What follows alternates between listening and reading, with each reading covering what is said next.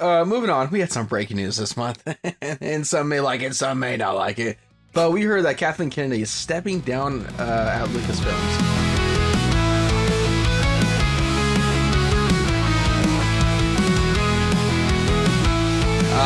With Dave Filoni and Lynwen Brennan? Lynwen.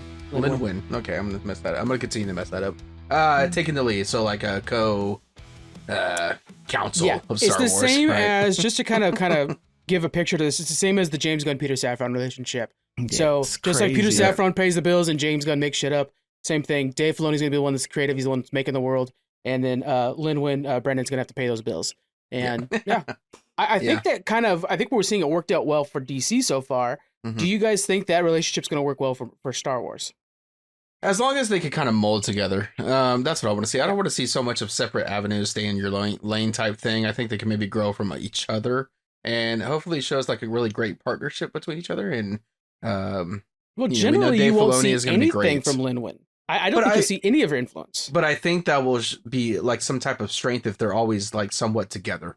Oh, okay, to kind of temper him a little bit. I just think that if we can see a duo working together to try to bring the best product possible, is something that we need in the Star Wars universe right now for sure. Now with Kathleen Kennedy, I don't know about you all, but I was playing that Ludacris song like "Move, Get Out the Way." I was pretty excited about this news. And all my comments we're playing that song. Yeah. But I will say, I mean, she had some success, right? Like she brought in, I think it was like 5.3 billion into the company because of Star Wars movies. Yeah. You know, I mean, if I had an easy ass name slapped on a movie, I could make that money too. Whatever, right? But I'm hoping that I know she's gonna still be producing things, right? Is what I'm hearing. Like she's gonna start on solo projects. On Starfighter. She produced like a bunch of movies back in the day, like Steven Spielberg movies. Like you look at her film credits, like the reason she got that in the first place because she was a badass producer. Yeah, and that's what I think George Lucas picked her single-handedly, right, for this. Yeah, pretty much. Right? Yeah, pretty much. Her. Yep. So I think I don't know how much work she's going to be involved with the Mandalorian and Grogu and what would you say that Starfighter one. So we'll I mean, this is what we're gonna really. If it sucks, then a lot of people are gonna harp on her for sure now. Well, right? I think look, I know that the easy thing to do. I have comments going on right now that are literally saying like she did nothing with those movies or shows, and I'm like, what do you mean she did nothing? Me? She's the one that gives a thumbs up or thumbs down on whether or not they exist. She's the reason they are here. Creatively, there was a lot of other people, but at the end of the day, she has to give it a yes or no. You have to give her credit for those, or else don't talk shit about the things that went bad. So yes, I personally don't like The Acolyte, but I love Andor. I liked, Rogue One. Solo ended up being good if you watch it again. Things like The Mandalorian and Grogu, all those things she gave a thumbs up to. I think solid work on that. To me, what I'm envisioning from this kind of scenario, if you guys watch the studio, which I know both of you did, it's very much the studio, right? When Seth Rogen gets promoted up and suddenly the one that was his job gets moved down to producer, I kind of see that happening. Like I bet she's going to help Dave Filoni and Brennan a little bit, kind of whispering in their ears, giving them a little bit of like expertise. So I don't think she's gone. I think she's going to be more of a helping hand now. Yeah, could be. Yeah. I have a lot to say about this. Dive in, man. Yeah. I think, I mean, regardless whether you think she killed it at Star Wars or not, like she's always going to go down as one of the most legendary producers ever. Like she's done Jurassic Park, Benjamin Button, Signs, like so many incredible shows. And under her belt still, whether you liked how the sequel trilogy turned out or not, she still has the highest grossing film in all of the US ever, which is The Force Awakens. It's the highest grossing movie ever in the US.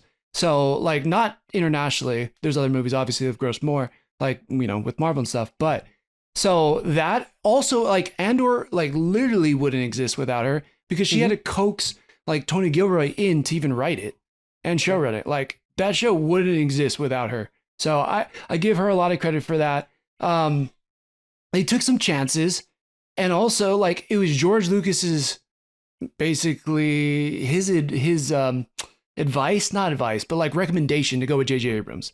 We got the J.J. Abrams movie that did well. For whatever reason, right, he couldn't do number 2. They brought in Rian Johnson. Everything went to shit. And then number 3, they try to retroact everything from episode 8. That didn't work. So I think it was a bad hand, but also like the same thing that happened with Marvel in a lot of ways. And people all of a sudden just forget it. It's like COVID was so detrimental to Hollywood. It was like insane how much that affected productions and shows and movies and all this kind of stuff. Along with, we had a writer strike for 6 months. Along with, we had an actor strike too.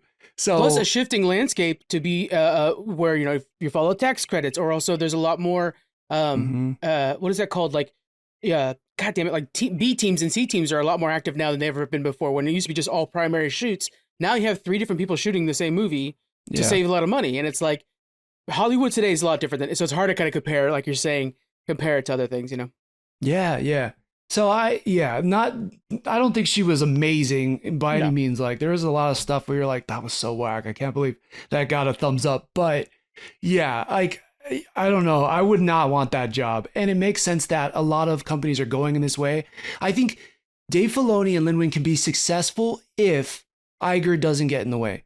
And that's the one thing that was smart about DC is like Zaslav is pretty hands off. He doesn't really control the day-to-day. Like, him is just, I mean, the way he goes about it is just numbers, but like, yeah, as long as they can just really take it to where they want to go with Star Wars, I think that's going to be good. And then my other detriment with Filoni is that if he gets too self-referential, it's just about Clone Wars and all that, which I love. I love Clone Wars.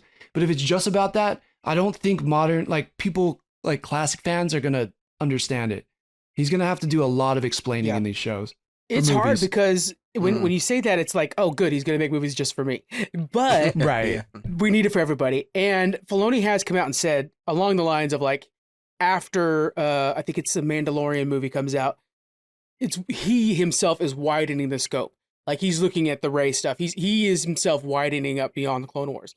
But it's hard because we know that there's so many good things there with Rebels and whatnot. That's all his. Yeah. And when we say that, like, George picked Kathleen, he also picked Dave Filoni. Dave Filoni was his right-hand man for a long time during Clone Wars and whatnot. So there's so much of those two, the DNA is shared there. I think it's good stuff. Mm-hmm. Did you know that there was a George Lucas script for 7, 8, 9 too? Or like, I don't know if he wasn't completely finished with 8, but it wasn't fast enough for them. So they were like, no, we got to bring someone else in to write. So we almost got a full-on George Lucas. And if you look at what George Lucas wanted for those movies, million times better. Yeah. You're like, I wish I didn't even know this existed because it's so much better. Yeah. Well, and like, there's also those legend things too, which I love how Filoni pulls from that. Like, with Thrawn and stuff like that, he's like, yeah, there's these books they wrote in the 90s that are bombing, and you know, Disney's like, they don't count anymore. And he's like, let's make them count. You know, and he just pulls from them. Like, good, pull from the source material. That's fine. We're cool with it. That's always good. Yeah, if Dave Filoni can kind of bring back some of that stuff and maybe retrack of what was done and maybe start, like, I guess a soft reboot. I don't know what you would say. But if we have to go back in time a little bit and pretend like things didn't happen for something better, then that's something I'd be down for. Or just to feel fresh. It doesn't necessarily need to erase anything, but just to feel fresh. I feel like Dave Filoni is the kind of creative director that would take on Old Republic, something that nobody else seems to be wanting to do. I think he's able to find nuggets that don't necessarily exist right now. Just like, who would have thought that, you know, the second movie of the prequels had something hidden there with the Clone Wars. And suddenly Ahsoka's there. And probably, I would say, the main character, probably the next actual Skywalker legacy character going forward is her, not necessarily anybody else. And then I do want to shout out Lynwen Brennan has worked with Star Wars the entire time too. She's not like some outside person who's just paying bills. She was working on the sequel movies, and she was with Kathleen Kennedy side by side on a lot of projects. So we have two Star Wars fans that are making Star Wars now. That feels good to me. Yeah. I'm hopeful. That's exciting.